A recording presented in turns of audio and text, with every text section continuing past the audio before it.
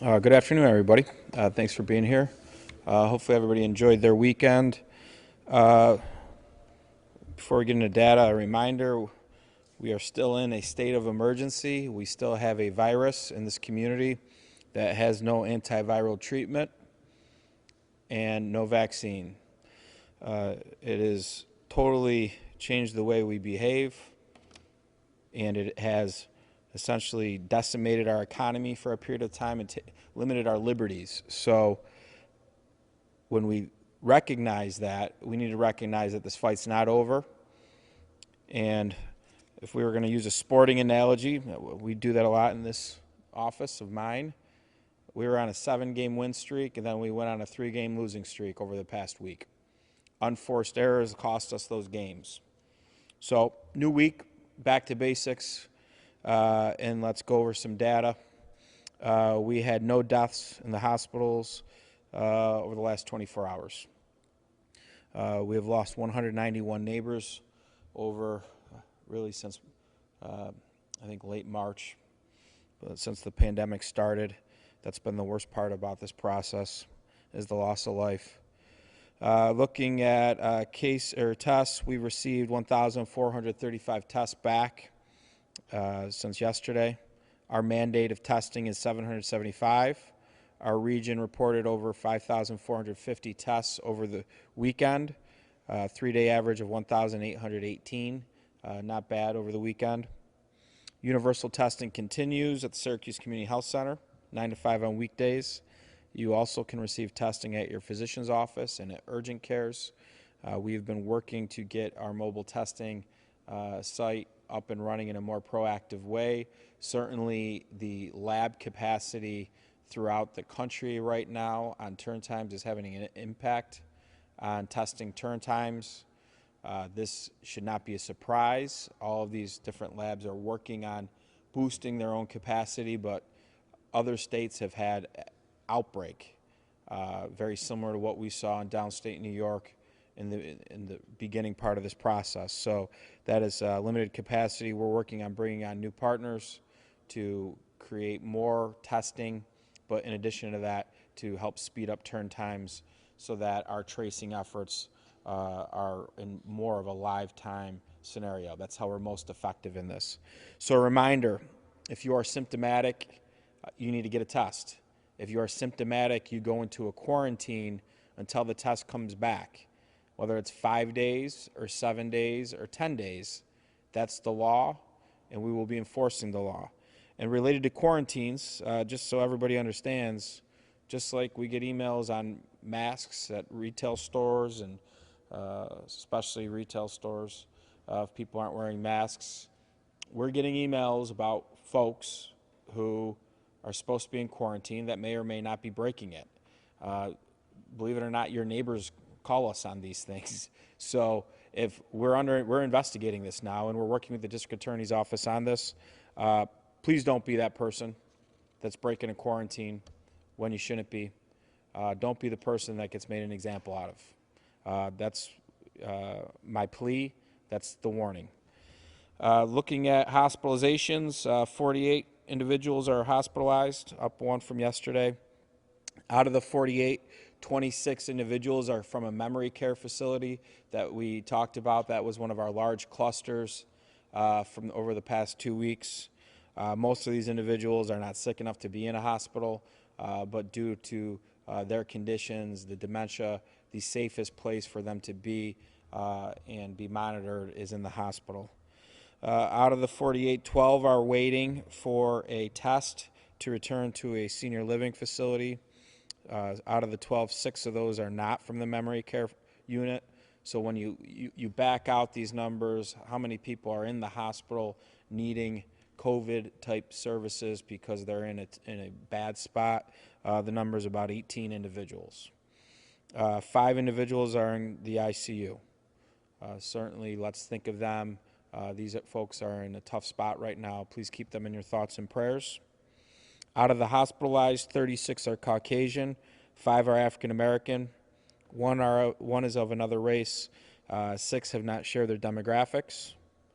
Looking at positive cases, we now have 3,024 positive cases since March 16th. That's up 12 since yesterday. Out of our 12 new cases, 2 are household contacts of previously confirmed cases. They were under a quarantine to begin with, so that is good. 3 are cases are from our senior living facilities. 1 is of an unknown origin at this time. We're still contact tracing.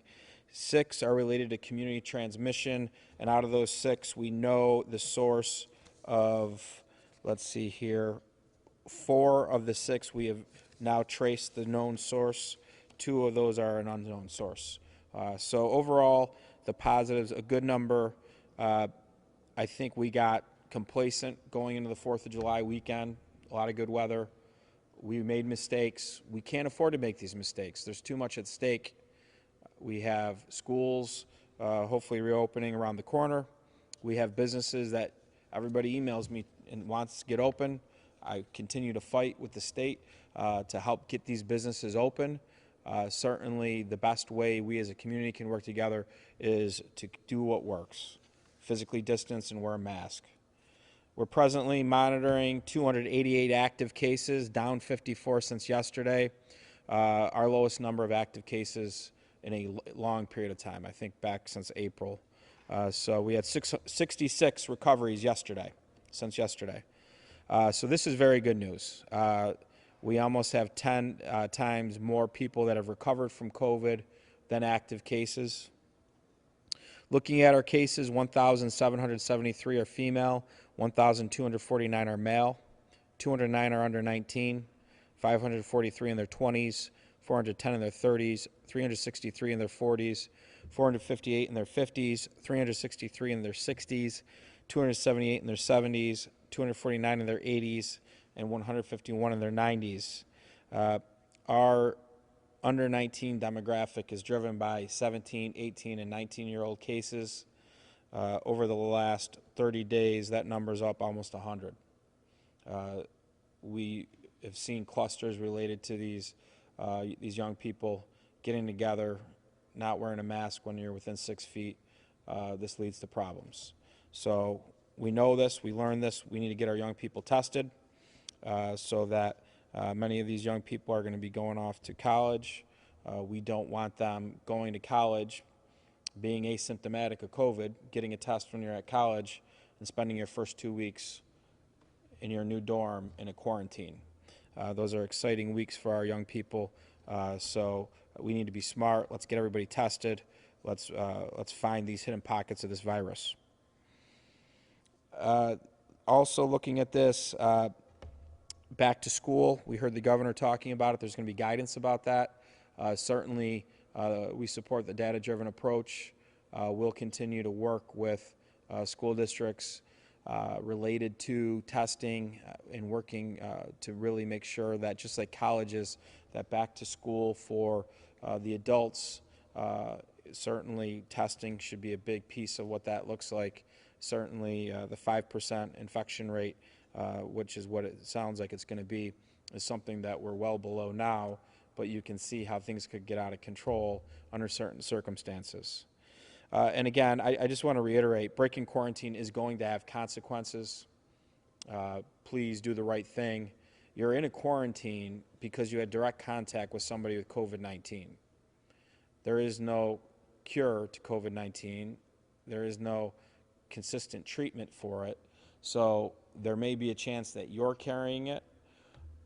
And so we need you to stay home, follow the rules. Again, people are sending us lots of different notes. They're all being investigated related to quarantines, and people will be made an example out of. This is not okay if you had direct exposure to this virus and then are out and about in the public. So again, I'm going to reiterate that. We are taking this very seriously.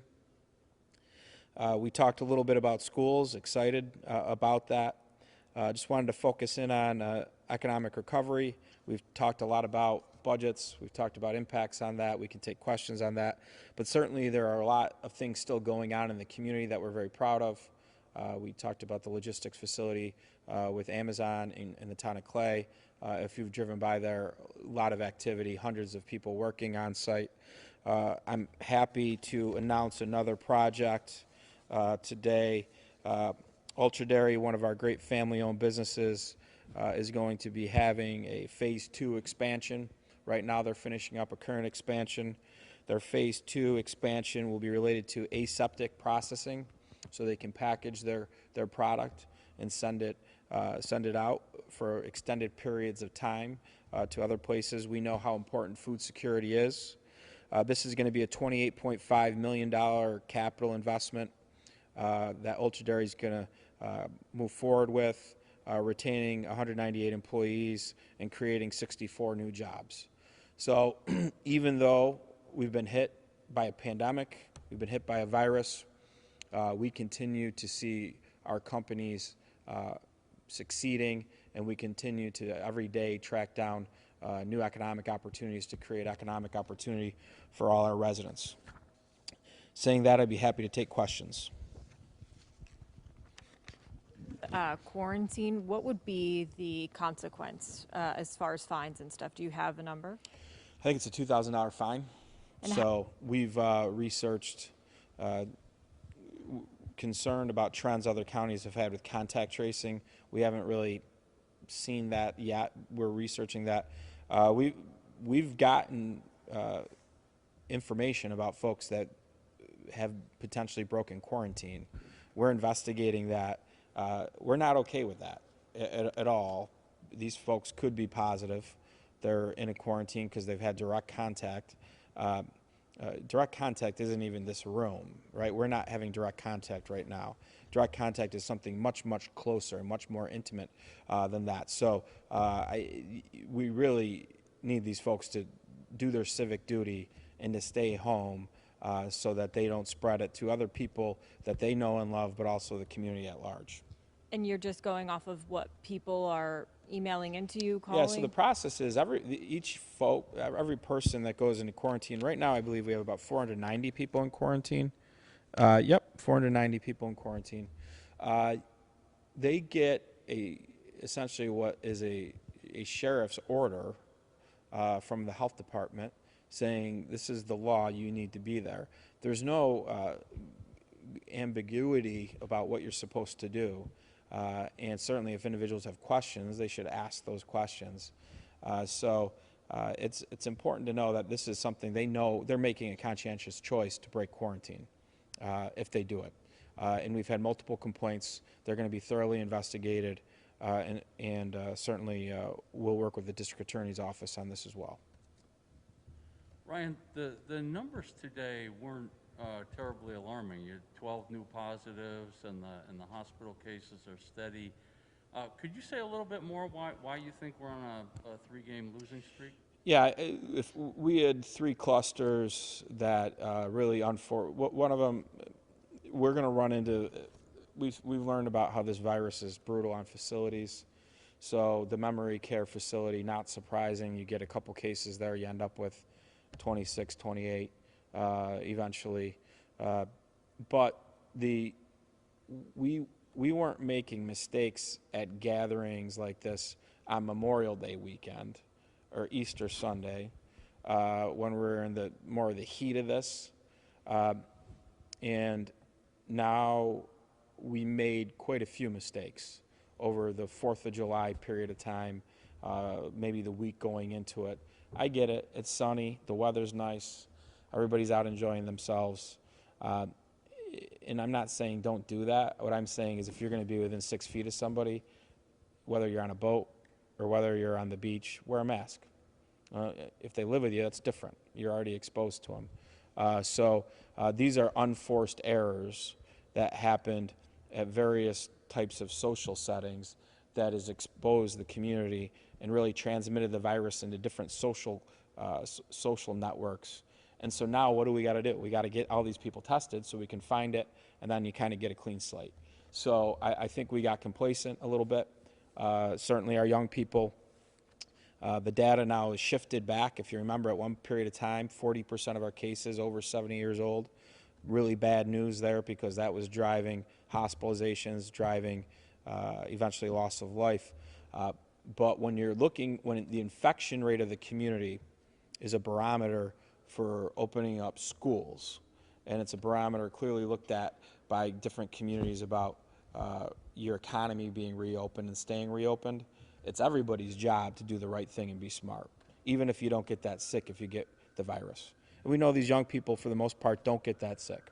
But it's the disruption to the community at large. It's the disruption to the economy. That's 2 weeks that you're essentially out of commission if you're an employee.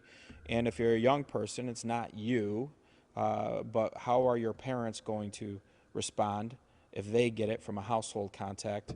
And what if you go see grandma or grandpa or an aunt or uncle while you're asymptomatic for a period of time, and then you spread the virus that way?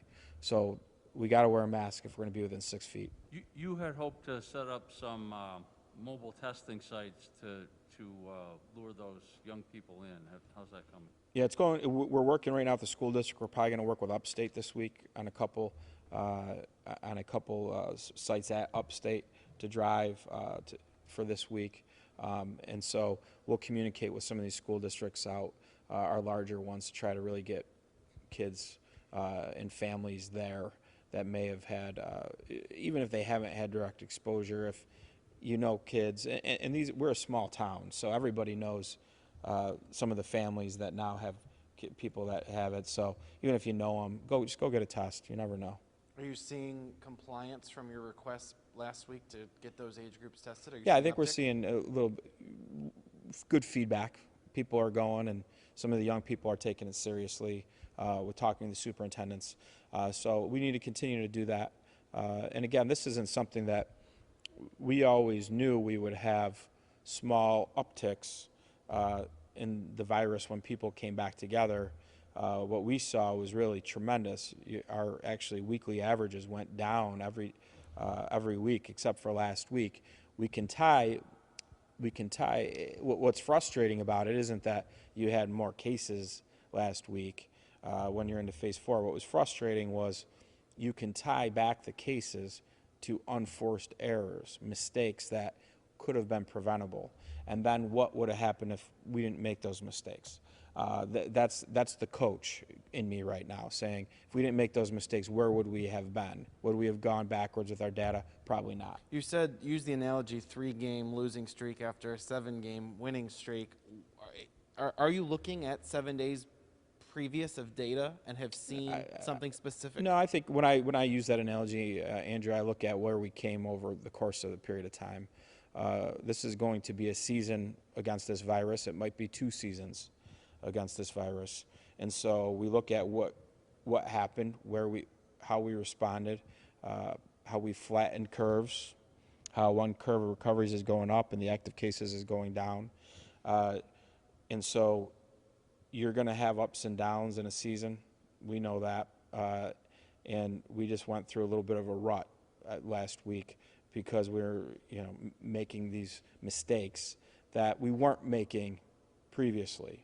So now we just need to remind ourselves that this thing's still here. It's as disruptive as anything that I've ever seen when you look at how it disrupts the health and the economy at large. So let's stop making the mistakes. Can you contextualize the past week? Was it the worst week since X, or? I think the average of cases was 27 last week, so we were 18. We went to 27. It's still better than where we were going into restart. I like the number 12. 12's a nice number to start out this week. So let's hope we stay in that range. And I like the number 6, community spread. That's better than 12 and 13 community spread. So we're starting off good. Our hospital data, I'm not worried about that. We've built up the infrastructure to deal with this. But when you go into a scenario where you're putting kids back to school, we don't know what's going to happen. We can't have the infection rate at 2 or 2.5. We need to have the infection rate at 1, below 1, when we know that we're putting ourselves in, taking that next step of the unknown in this restart process. But was it the first downtick, perhaps, or first direction back up in a while? Were you down? Since restart, that's the first week we've had where it went up. And that's the average cases per day over 7 days? Correct. Wow. Correct. That's 16 weeks, 4 phases, 8 weeks. 8 weeks. Yeah. Yeah. So. I got journalism because I don't do math. Yeah. Yeah. So 8 weeks. The last week went up. First week we had an uptick. If we can do the tracing, we can tie it back to 3 clusters, essentially. And 2 out of those 3 certainly were preventable. Similar clusters that you mentioned last week. Parties. Same ones. Okay. Yeah. Other question. Remember, a cluster doesn't just go away after 3 or 4 days. A cluster is 2 to 3 weeks worth of positive cases. One question I wanted to throw at you is the governor today mentioned a little bit more teeth in his quarantine order, which is paperwork at airports for people coming from those states on the quarantine list. Are you in touch with the airport? Are you involved in any of the enforcement of the airport actually doing paperwork of contact information with travelers from those states? We'll get that information from them for our health department, which will be very helpful. So it's not up to the county isn't involved in the airport enforcement of it? No, according to what I saw today, the airport is. So that will be very helpful. What kind of complaints have you gotten about the mall? People at the mall, anything? We might have got a couple emails, maybe some, just like anything, maybe somebody took their mask off when they're at the mall. I haven't really, haven't seen a lot. And that's what, when we're getting emails and getting complaints, most of it's mask wearing. And so that's why we just ask everybody, this isn't that hard. It really isn't, to put a mask on. It protects you. If you believe it or not, it protects you. And I know some people don't believe that. It's a minor inconvenience. I don't even think it's an inconvenience at this point anymore because we're so used to doing it. And it instills confidence in the public at large to go out and do more things. What happens is people come out, maybe they're very nervous, they go to a store and there's not mask wearing, they leave. That person was going to spend money at a local business. You just hurt the local business because you chose not to wear a mask. And I think the governor's order, we're getting some clarification on this, but I think the governor's redirected his mask order, and I think it puts more ownership on the stores to enforce mask wearing. Some of our big box stores have been very laissez-faire about enforcing mask wearing. Ryan, you mentioned trying to work with other laboratories so that the test turnarounds can be quicker. Is that something the county actually is doing directly, or is that something the Syracuse Community Health Center does? Or what we do is we monitor it all. So we have all these partners that all use different labs, and then we track where they are with turn times. Because what happens in this business, in this pandemic, is if there is something wrong in the community related to COVID, it is my fault. So that is part of being in this job. So even though I don't control any of these testing sites, and I certainly don't control the labs, it becomes my problem. So what we do is we monitor all the labs, who's partnered with who, and then when we see turn times getting back and there's not an immediate, don't worry about it, in a week and a half capacity will be bigger, this will go away. We have been approached by various other labs. So we're now in the process and have been, really looking at references, making sure if we're going to recommend somebody to work with somebody, they can do what they say they can do, making sure they still have the turn times that they promised they could 2-3 weeks ago. And certainly we're hopeful that we'll bring on some more lab capacity to do some more things that we need to do. When the colleges come back, we need to test the kids. When schools are going to start, I believe we need to test the adults and maybe test the teens. So these are things that we want to do. To do that, we can't have 7-8 day turn times. We got to have better turn times. well, even now, that's got to be difficult to contact trace if the It is. information is 8 days old. Yeah, it's to the point where if you're symptomatic, you're just going to be you're in a quarantine anyways. But even if you're symptomatic of COVID, we still want you to get a test, but we're going to treat you like you got COVID, pretty much. Senator Schumer was in Oswego County today. He seemed hopeful that Mitch McConnell is now on board to give direct funding to localities, counties, towns, villages, cities. Are you getting that same impression from your contacts, and how do you feel knowing that June was your deadline, but the energy tax perhaps helped you delay layoffs? Yeah, we took more austerity, so the austerity is very painful as well when you look at the demand from the public for certain things. Much of that, depending on what happens towards the end of the year, some of the things we normally do, we just can't do. But I think there will be a bill. I don't know what it's going to look like yet, so I can't really say what it does for our whole. Will it help us so we don't have to have any more disruptions in the workforce? Will it be just a 2020 bill, or will there be some help in 2021? Remember, our revenue is going to be off $40 million probably at least. And unless there's a vaccine for this virus, much of what is driving costs this year will also drive costs next year. So is it a 2020 bill? Then we'll assess what it does. Hopefully we keep the workforce intact or small adjustments. And if it helps us in 2021, that will certainly help us in our budget as we start to look forward to next year as well. What number's on your wish list? Oh, I think anything under $40 million is going to still mean there's a lot of pain for 2020. 40 would be good? Yeah, 40 helps us, and certainly we're going to be dependent on what happens with the state, too. Right now, the state has said 20% cuts are on the table. 20% cuts $20 million. So if we get 40, but then we get caught 20, we still got a big problem.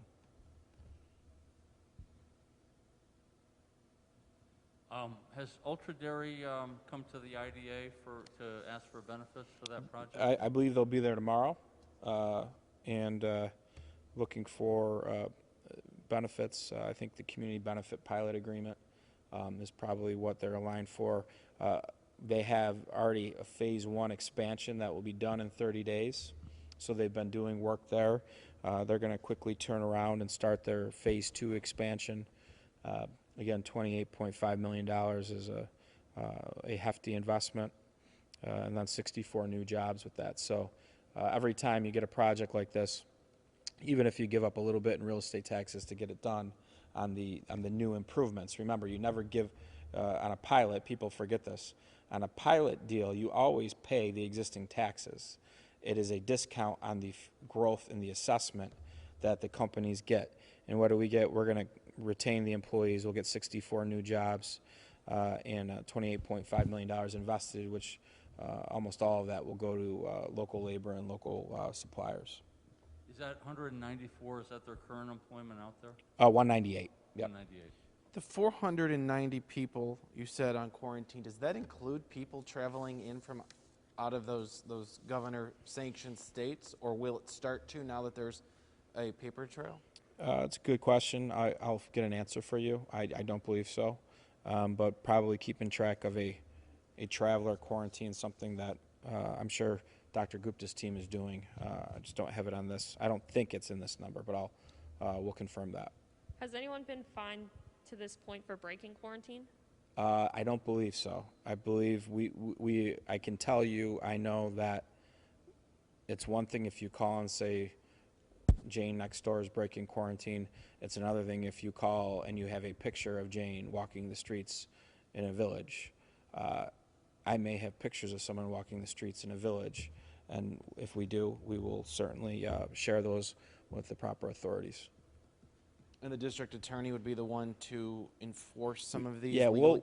we haven't had to do this yet, so this is an executive order.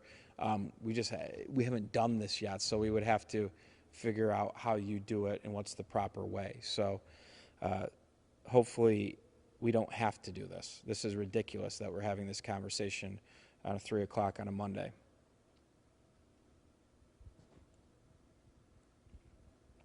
Other questions?